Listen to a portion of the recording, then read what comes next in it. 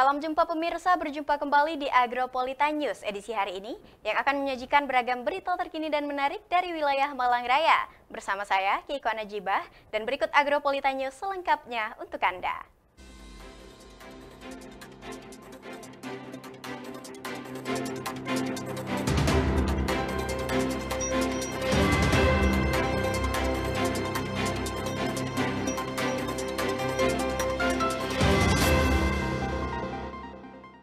Ya pemirsa, mengawali Agropolitan News edisi hari ini, berikutlah kami rangkum berita seputar Malang Raya dalam News 60 Detik.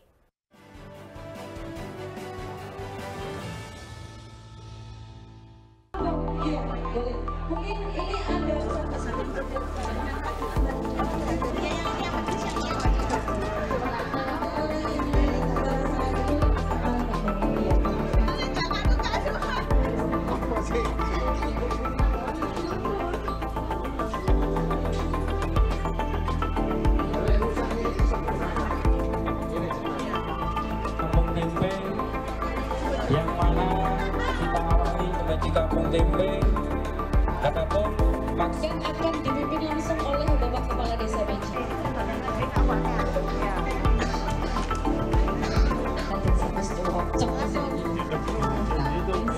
Sudah, buat satu. Kita beri proses yang meriah untuk proses berikutnya.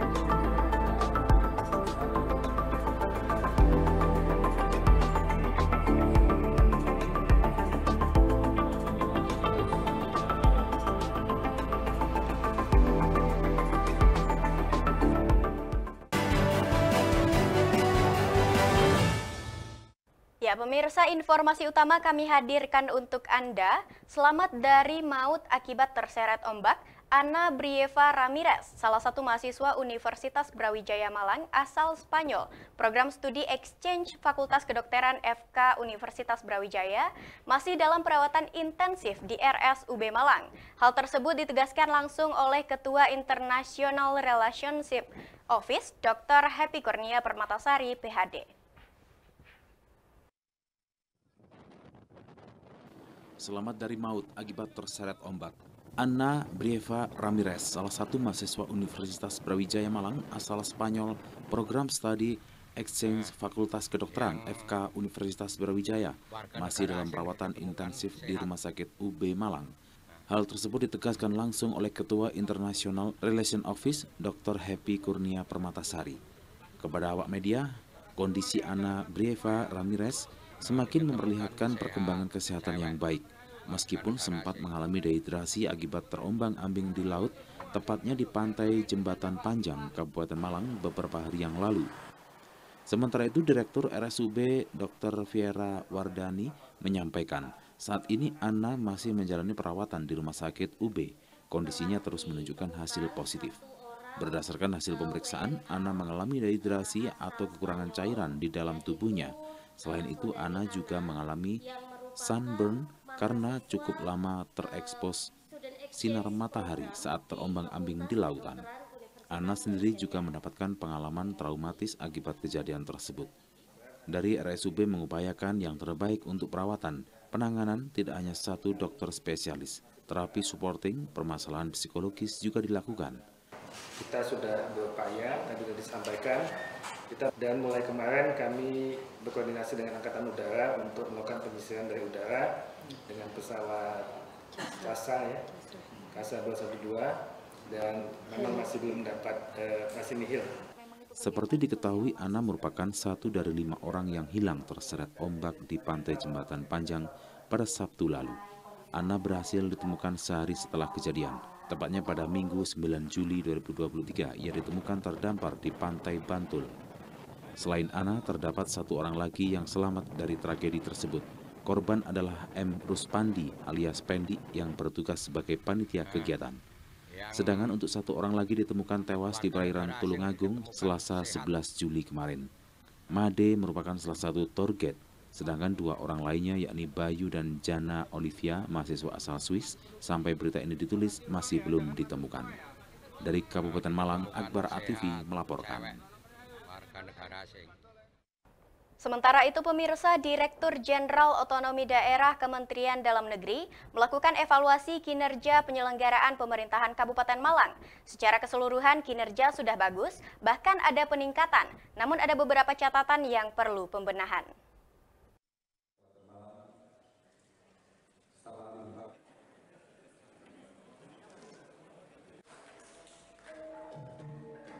Penyampaian evaluasi dilaksanakan di Pendopo Agung Kabupaten Malang, Jalan Agus Salim, Kota Malang, Jumat 14 Juni 2023. Kegiatan yang dihadiri oleh Bupati dan Wakil Bupati Malang serta Sekretaris Daerah bersama jajaran Kepala Organisasi Perangkat Daerah untuk evaluasi penyelenggaraan daerah, reformasi birokrasi dan netralitas ASN di lingkungan pemerintah Kabupaten Malang.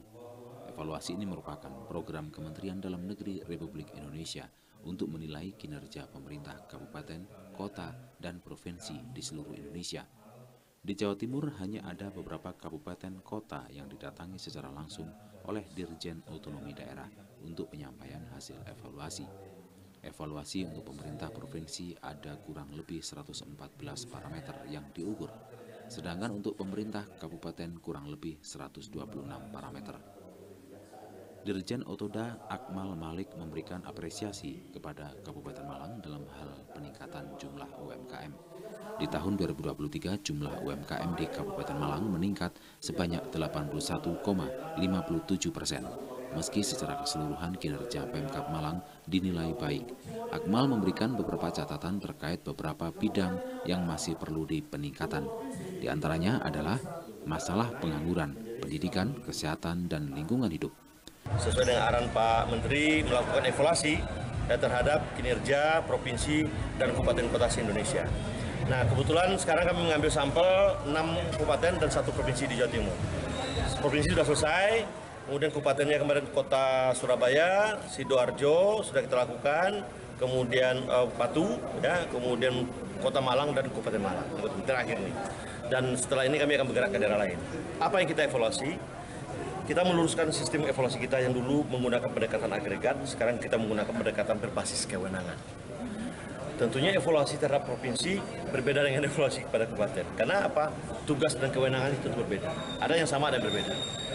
Untuk provinsi itu ada kurang lebih 114 parameter kita ukur. Untuk kabupaten ada 126 parameter kita ukur. Nah, sekarang kita mengukur Kabupaten Malang, secara umum kinerja Kabupaten Malang itu bagus. Ya, meningkat dengan baik, kecuali beberapa aspek seperti pengangguran itu agak sedikit meningkat, mungkin karena ekor dampak dari COVID kemarin, ya, yang menyebabkan banyak usaha-usaha yang terdampak. Tetapi UMKM kita naik luar biasa. Ini luar biasa nih Pak Bupati, hampir 83%. UMKM-nya naik. Saya lihat data yang kita peroleh dari teman-teman yang melakukan evaluasi dan juga data BPS. Tadi kami sudah sampaikan sama Pak Bupati kira-kira apa yang harus dibenahi. Ada aspek pendidikan yang harus dibenahi, kesehatan, salah, tadi masih ada ibu hamil yang tidak mendapat cakupan layanan, anak-anak dan sebagainya, Perkim juga ada tadi, juga masalah lingkungan hidup dan juga kinerja keuangan makro. Ya. Solusi-solusinya nanti akan diberikan secara tertulis. Nah, saya atas nama pemerintah pusat, Kemendagri, memberikan apresiasi atas peningkatan kinerja Kabupaten Malang, tetapi walaupun ada beberapa catatan yang harus diperhatikan. Ke depan kami berharap pengambilan kebijakan oleh pemerintah Kabupaten Malang harus berbasis data. Akmal juga memberikan catatan terkait perencanaan kebijakan yang semestinya berbasis data, sehingga penanganan bisa tepat sasaran dan tidak menggunakan dana yang tinggi. Ke depan diharapkan perencanaan Pemkab Malang bisa berbasis data, sehingga penggunaan dana bisa lebih optimal. Dari Kabupaten Malang, Max Munir ATV melaporkan. Pemirsa, usai jeda kami masih akan menampilkan informasi menarik lainnya seputar wilayah Malang Raya. Nantikan informasi tersebut setelah jeda pariwara yang satu ini dan tetaplah bersama kami di Agronews.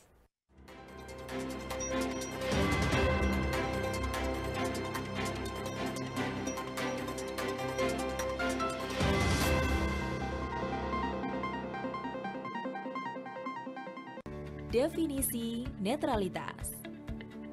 Bebas konflik kepentingan, tidak memihak, bebas intervensi, objektif, bebas pengaruh, adil. Jaga netralitas ASN dalam pemilu 2024. Iklan layanan ini dipersembahkan oleh Jaga stunting itu penting. Stunting, gangguan tumbuh kembang pada anak akibat kekurangan gizi kronis dan infeksi berulang sehingga tinggi badannya berada di bawah standar. Ciri-ciri stunting pada anak.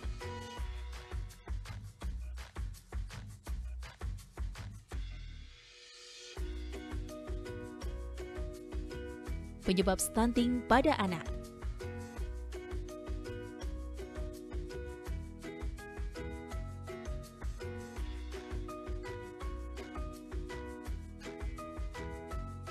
Cara mencegah stunting.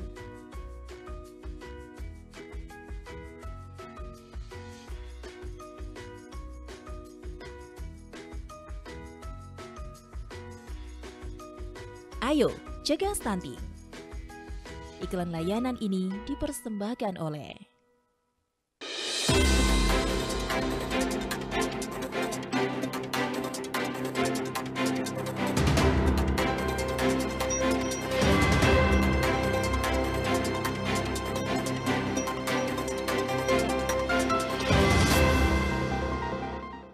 Agronews kembali hadir pemirsa, kali ini dengan berita terkait dalam rangka memperingati Selamatan Desa yang ke-167, pemerintah Desa Pesanggerahan menggelar kegiatan karnaval yang diikuti oleh masyarakat Desa Pesanggerahan mulai dari tingkat RT dan RW. Kegiatan karnaval juga sebagai bentuk ungkapan rasa syukur dengan diikuti ribuan peserta.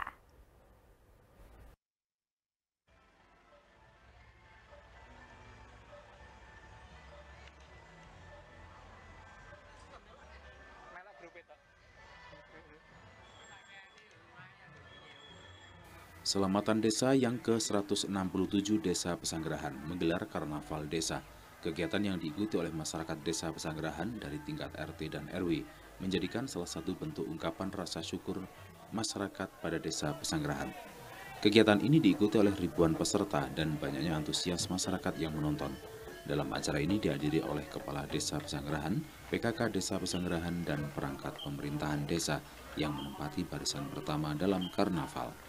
Dalam karnaval Desa Pesanggerahan yang ke-167, masyarakat menampilkan batik ciri khas Desa Pesanggerahan dan kesenian daerah. Adapun kostum menarik yang juga mengisi barisan. Dalam karnaval Desa Pesanggerahan juga merebutkan juara 1, 2, 3, juga juara harapan 1, 2, dan 3. Hal ini bertujuan untuk memotivasi masyarakat dan memberikan semangat agar ke depan tetap kompak dalam melakukan suatu kegiatan. Kepala Desa Pesanggerahan Imam Wahyudi juga turut bangga dan mengapresiasi masyarakat yang sangat antusias dalam melaksanakan Karnaval Budaya Desa Pesanggerahan yang ke-167. Dan kami atas nama pemerintah desa terima kasih kepada seluruh jajaran pemerintahan desa, baik itu jajaran perangkat lembaga desa maupun seluruh masyarakat, terutama masyarakat di tingkat RT dan RW yang begitu antusias mengikuti kegiatan rangkaian karnaval budaya yang dilaksanakan oleh pemerintah Desa Pesanggerahan. Kami juga matur nuwun sangat kepada seluruh pihak yang telah mempersiapkan semua persiapan ini. Semoga kegiatan pawai budaya Desa Pesanggerahan, Selamatan Bersih Desa Pesanggerahan pada hari ini pawainya akan berjalan dengan lancar dan semoga diberikan semuanya itu kesehatan oleh Allah Subhanahu wa Ta'ala. Dari Kota Batu, Vicky ATV melaporkan. Sementara itu, Festival Beji Kampung Tempe atau FBKT yang keempat tahun 2023 kembali digelar tak kalah meriah dari tahun-tahun sebelumnya. Pada hari pertama gelaran FBKT tersebut diwarnai dengan berbagai macam kegiatan, seperti mubeng kampung tempe, kolosal rabuk tempe, pembuatan 1000 tempe, hingga hiburan rakyat.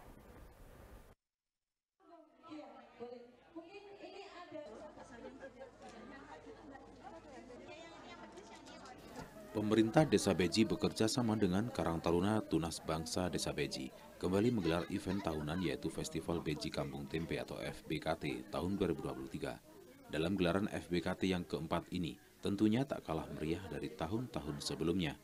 Jika di tahun sebelumnya digelar hanya 1 hari, pada tahun ini berlangsung selama 3 hari, mulai tanggal 13 hingga 15 Juli 2023. Adapun dari pertama festival ini dimeriahkan dengan berbagai macam kegiatan, diantaranya seperti mubeng kampung tempe, kolosal rabuk tempe, pembuatan 1000 tempe, hingga hiburan rakyat. Kepala Desa Beji Deni Cahyono menjelaskan bahwa di hari pertama FBKT ini telah dipersiapkan sebanyak 2 kintal kedelai yang akan dirabuk secara serentak atau proses pemberian ragi pada kedelai yang akan dijadikan tempe. Proses tersebut dilakukan oleh pemerintah Desa Beji bersama ibu-ibu yang tergabung dalam PKK dan Dasawisma se-Desa Beji. Tampak mereka sangat antusias melakukan proses rabuk tempe tersebut, di mana hasil perabukan ini nantinya juga akan diolah untuk dijadikan bahan utama pembuatan mendol di hari terakhir event FBKT yang keempat. Di samping itu, lewat event tahunan ini selain bertujuan agar masyarakat luas mengetahui bahwa Desa Beji adalah sentra produksi tempe di Kota Batu. Dengan digelarnya Festival Beji Kampung Tempe ini juga diharapkan dapat mempromosikan potensi yang ada di Desa Beji, khususnya produk tempe maupun olahan tempe. Apalagi tempe merupakan warisan turun-temurun karena sudah berpuluh-puluh tahun sebagai warisan budaya tak benda di Kota Batu. Festival Beji Kampung Tempe ini memang menjadi agenda kami tiap tahun. Alhamdulillah di tahun 2023 ini kita sudah menginjak ke-4 kalinya. Adapun maksud dan tujuan kami menyelenggarakan Festival Beji Kampung Tempe, dari tahun ke tahun kita memang ada inovasi dan pengembangan terkait daripada tempe. Jadi kita gelar untuk memperkenalkan kepada dunia luas bahwasanya Beji ini adalah salah satu atau satu-satunya kampung atau desa penghasil tempe yang ada di Kota Batu. Dari Kota Batu, Violan Ikhwanda TV melaporkan. Ya, pemirsa, jangan beranjak dari tempat duduk Anda karena Agropolitan News akan segera kembali dengan berita seputar olahraga setelah jeda pariwara yang satu ini.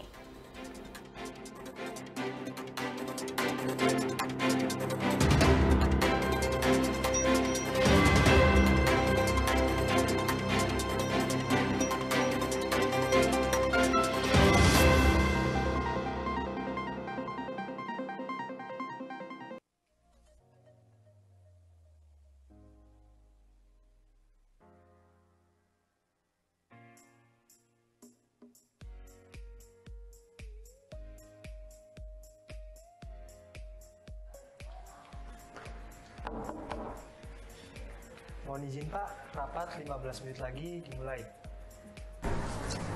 Baik Mas.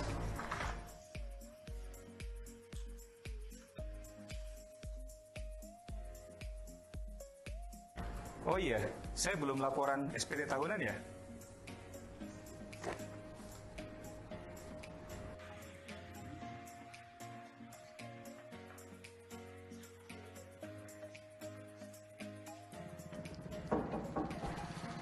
Mohon izin Bapak, 5 menit lagi rapat dimulai.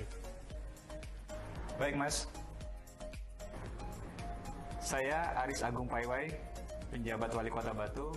Alhamdulillah, saya sudah melaporkan SPT tahunan. Yuk lapor SPT tahunan sekaligus pemadanan NIK menjadi NPWP secara online melalui pajak.go.id. Laporannya lebih cepat, lebih awal, lebih nyaman.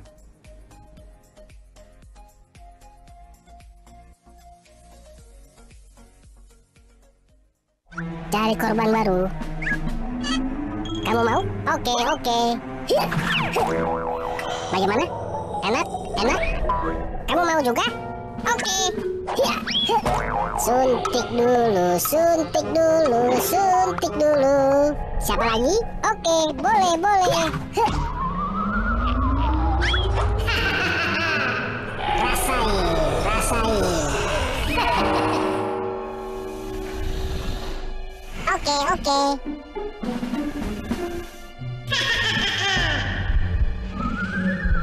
Rasain, rasain.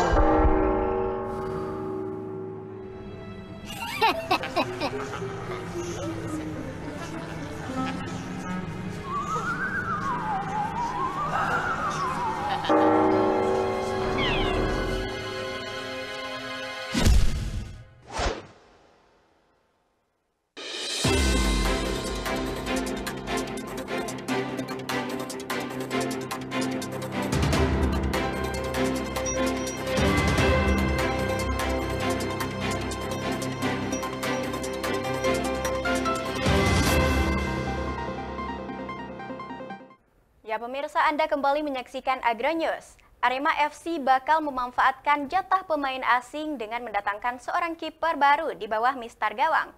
Hal ini seiring dengan hengkangnya Aldison Maringa ke Bali United musim ini.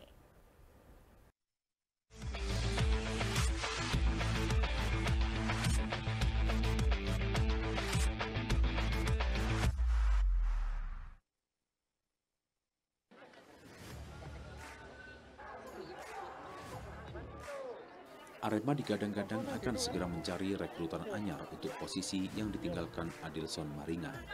Pasalnya sejumlah kiper pengganti dinilai memiliki permainan yang tidak seperti pelatih inginkan. Berbagai nama muncul sebagai opsi rekrutan, namun manajer Arema mengatakan bahwa sedang mencari seorang kiper dari timnas Thailand. Selain karena slotnya kiper kurang satu, pemain di posisi lain semuanya sudah komplit menurut pelatih. Tinggal bagaimana untuk menjaga permainan seperti apa yang diinginkan oleh pelatih. Lebih lanjut, manajer enggan membocorkan siapa nama incarannya, namun dirinya mengaku sudah melakukan komunikasi dan menunggu verifikasi dari timnas Thailand. Arema musim ini telah mendapatkan 4 pemain asing, Gustavo Almeida, Ichaka Diarra, dan Charles Lokolingoi, Ariel Lucero, Charles Rafael de Almeida. Rekrutan dari Thailand bisa menjadi solusi penjaga gawang Arema tetap solid. ASEAN, insya Allah karena berubah, insya Allah secepatnya ini hari ini tadi sudah ditentukan semuanya bahwa kita ambil. Yang berubah namanya? Bukan, posisi. Nggak jadi winger berarti Pak? Nggak jadi winger. Jadi apa itu? Ya, gawang. Penjaga gawang. Ya, gawang. Insya Allah doakan. Kita udah komunikasi, tinggal verifikasi. Sepertinya Thailand kan, timnas kan intinya kan. Timnas Thailand. Ya. Alasannya ngambil kiper Pak? Iya. Memang slotnya kurang satu, karena semua sudah posisinya sudah lengkap semua, ya kan? Intinya itu. Itu atas kita diskusi sama pelatih, bukan saya seorang kan intinya gitu. Jadi nanti nulisnya gitu. Kan itu. Dari Kota Malang, Dion Arista ATV melaporkan.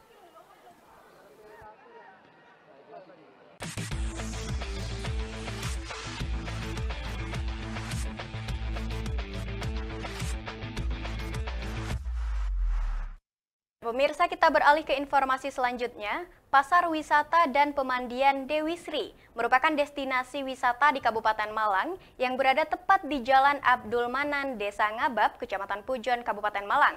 Berada pada ketinggian kurang lebih 1.500 meter dari permukaan laut, memiliki luas lahan kurang lebih 3,2 hektar milik perhutani, seperti apa saja fasilitas yang ditawarkan dan aneka jenis sayuran, serta buah apa saja yang katanya juga memiliki kolam renang, juga berbagai macam jenis tanaman hias. Dan berikut liputannya kami hadirkan spesial untuk Anda.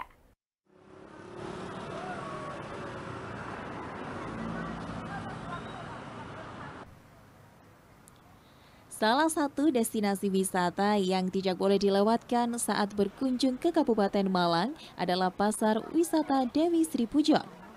Terletak di Desa Ngabab, Kecamatan Pujon, Kabupaten Malang, pasar ini menyajikan pengalaman belanja yang unik dan menarik wisatawan karena juga memiliki kolam renang atau pemandian yang sudah lama berdiri. Pasar Wisata Dewi Sri Pujon adalah pasar tradisional yang telah diubah menjadi wisata yang menarik dengan suasana yang ramah dan santai. Pasar ini menawarkan berbagai produk lokal seperti buah-buahan segar, sayuran, hasil pertanian, makanan ringan, kerajinan tangan, dan produk-produk unik lainnya yang tak ketinggalan tanaman hias berbagai jenis. Pengunjung dapat menjelajahi gang-gang pasar yang sibuk dan berinteraksi dengan para penjual di sana. Salah satu daya tarik utama Pasar Wisata Dewi Sri Pujon adalah kuliner khas yang dapat ditemui di sekitar pasar. Para pengunjung dapat mencicipi berbagai hidangan lezat seperti nasi pecel, tahu campur, sate ayam, bakso, dan masih banyak lagi yang berada di seberang jalan pasar. Selain berbelanja dan mencicipi kuliner, pengunjung juga dapat menikmati segarnya air sumber alami di Pemandian Dewi Sri yang berada tepat di pintu masuk pasar. Pasar Wisata Dewi Sri Pujon juga menyediakan berbagai fasilitas pendukung untuk kenyamanan pengunjung, seperti tempat parkir yang luas, kamar mandi dan toilet, area istirahat, serta musola. Bagi wisatawan yang ingin menikmati suasana pasar yang unik dan berbelanja dengan harga yang berbeda dengan pasar tradisional pada umumnya, Pasar Wisata Dewi Sri Pujon adalah destinasi yang sempurna sebagai jujukan pengguna jalan Malang, Kediri, dan Jombang, khususnya wisatawan. Hal yang menarik, pengunjung bisa bertransaksi langsung dengan petani dan pedagang dari warga setempat dengan membeli sayuran khas dan buah seperti apel, jeruk, ubi-ubian dengan kualitas yang berbeda saat membeli di pasar pada umumnya. Seperti yang dikatakan salah seorang pedagang, Ulfa, yang sudah berjualan sejak tahun 1994 berjualan di tempat ini. Menurutnya harga jual sangat naik turun dan berbeda dengan harga pasaran yang sedikit lebih mahal sebab kualitasnya pilihan dan langsung dari petani lokal. Tak hanya sayuran dan buah saja di tempat ini yang menarik bagi pengunjung, juga bisa belanja tanaman hias di stand tanaman hias yang sudah disediakan pengelola. Pengunjung juga bisa berwisata menikmati arung jeram rafting, outbound, serta berenang di Pemandian Dewi Sri. Ramainya pengunjung di tempat ini di saat weekend dan hari Minggu, banyak pengunjung dari luar kota, serta saat diadakannya event-event tertentu. Khas kota Batu, Malang Batu. Buah-buahan kayak jeruk, apel, apukat, sama keripik-keripik. Bunga. Terus ada kolam renang, ada outbound, ada rafting itu, ada ubi. Kalau ya apel itu sama sayur, yang paling rame sama ubi. Kalau apel kadang dari petani langsung, kadang ada yang kirim ke sini gitu, ambil dari Batu. Ya kan harganya kan naik turun, nggak pakem segitu, nggak pakem segitu. Jadi ada naik turunnya gitu. Kayak apel, barang kalau apel sekarang kan agak mahal juga. Kalau jeruk banyak sekarang. Nah, jika Anda berkunjung ke Malang saat perjalanan wisata, jangan lewatkan kesempatan untuk mengunjungi Pasar Wisata Dewi Sri Pujon. Tempat ini akan memanjakan Anda dengan pengalaman belanja tradisional yang menarik dan menjadikan perjalanan Anda ke Malang lebih berkesan. Dari Kabupaten Malang, Saiful Akbar, ATV melaporkan. Ya pemirsa, Agronews masih akan kembali dengan berita menarik lainnya setelah jeda pariwara yang satu ini.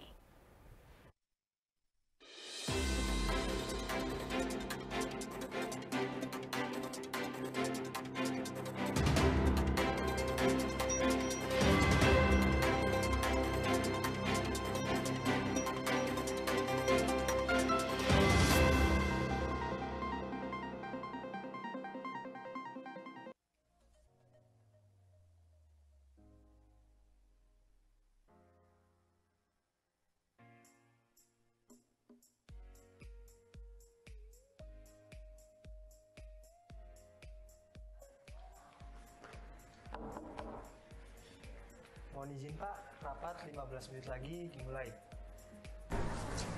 Baik Mas.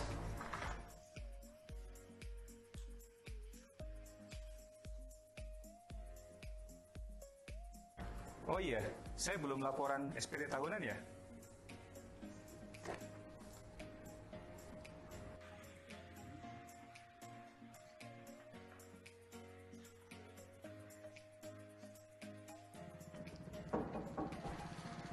Mohon izin Bapak, 5 menit lagi rapat dimulai. Baik Mas.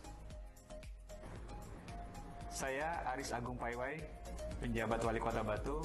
Alhamdulillah, saya sudah melaporkan SPT tahunan.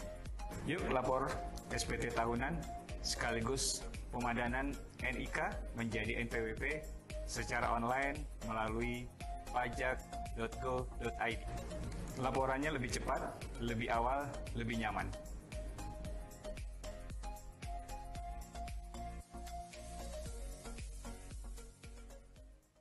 Definisi netralitas.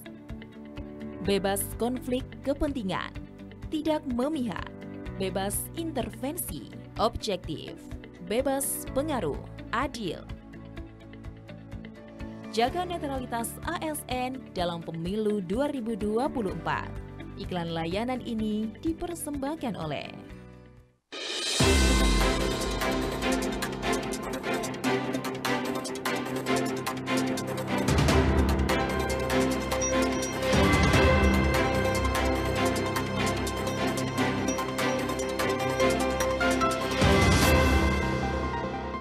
Ya pemirsa, terima kasih Anda masih setia bersama kami di Agronews. Beredar di media sosial Facebook sebuah informasi lowongan kerja sebagai juru ketik di kantor camat Pasar Muara Bungo, Jambi. Unggahan tersebut dilengkapi dengan informasi syarat lamaran hingga nomor yang dapat dihubungi. Benarkah informasi tersebut? Berikut tim News Apa Iya mengemas fakta di balik berita dari sumber rilis Dirjen Aplikasi Informatika Kemenkominfo RI.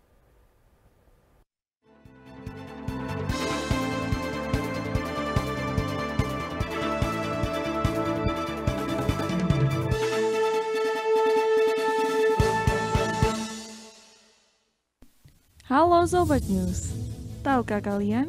Banyak sekali cuitan informasi yang setiap hari mengelilingi kita. Namun, apa iya? Apakah berita-berita tersebut sudah terbukti? Apa iya akan mengajak kalian untuk mengupas fakta di balik berita? Beredar di media sosial Facebook, sebuah informasi lowongan kerja sebagai juru ketik di kantor camat Pasar Muara Bungo, Jambi. Unggahan tersebut dilengkapi dengan informasi syarat lamaran hingga nomor yang dapat dihubungi. Apa iya tersedia lowongan kerja juru ketik di kantor camat Pasar Muara Bungo?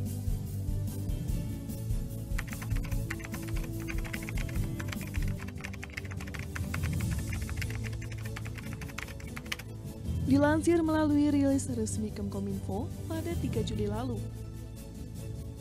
yang mengutip situs sidakpos.id, informasi lowongan kerja sebagai juru ketik di kantor camat Pasar Muara Bungo, Jambi adalah hoax. Sejumlah orang dilaporkan sudah tertipu dengan lowongan kerja tersebut. Camat Pasar Muara Bungo, Zen Hendry, menyatakan bahwa kantor camat Pasar Muara Bungo saat ini sedang tidak membuka lowongan kerja juru ketik. Dirinya menghimbau kepada masyarakat untuk berhati-hati terhadap modus penipuan sejenis yang sedang marak terjadi. Sobat News, jangan sampai diri kita tertipu oleh informasi hoax yang dibuat oleh pihak yang tidak bertanggung jawab. Oke Sobat News, kita akan kupas fakta dari berita selanjutnya. Saksikan hanya di Apa Iya?